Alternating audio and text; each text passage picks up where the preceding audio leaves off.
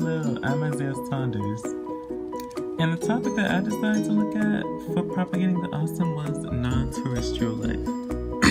Non-terrestrial life, and the possibility of it existing on other planets. And the man who wrote the article that I reviewed for this was a man by the name of David Charbonneau, and he is a professor at Harvard University, an astronomy professor there. And Harvard University is one of the most prestigious universities, not only in America, but in the world. So he definitely knows what he's talking about.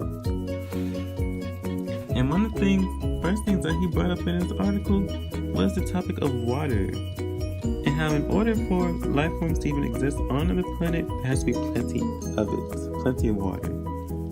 But not just any type of water, but liquid water.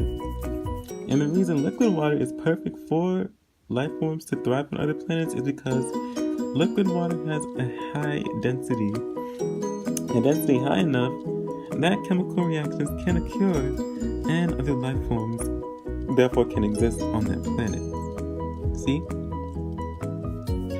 But in solid form, the life forms would not survive, because in solid form the particles in the water would not even try to interact with each other, not even get close to each other enough for an interaction to occur, so therefore life forms would not be possible. And in its gaseous form, the density would be nowhere near high enough, and only a few particles would avoid condensation, so life forms would not survive on this type of planet either with gaseous water. And one of the celestial bodies that David Charbonneau brought up was the planet of Mars. And how on Mars there are many dry riverbeds, but millions or billions of years ago they were probably full of water, which means they're probably full of microbial life. So life forms could have existed on that planet, but it was probably billions of years ago when Mars was still just a baby.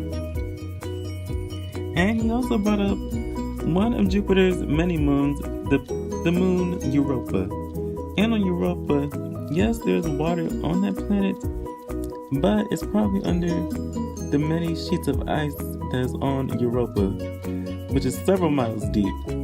So photosynthesis would not be able to occur in the water on that moon, unless the organisms are extremophiles. Then in that case, they can survive the extreme environments of no photosynthesis and use chemosynthesis probably to thrive. But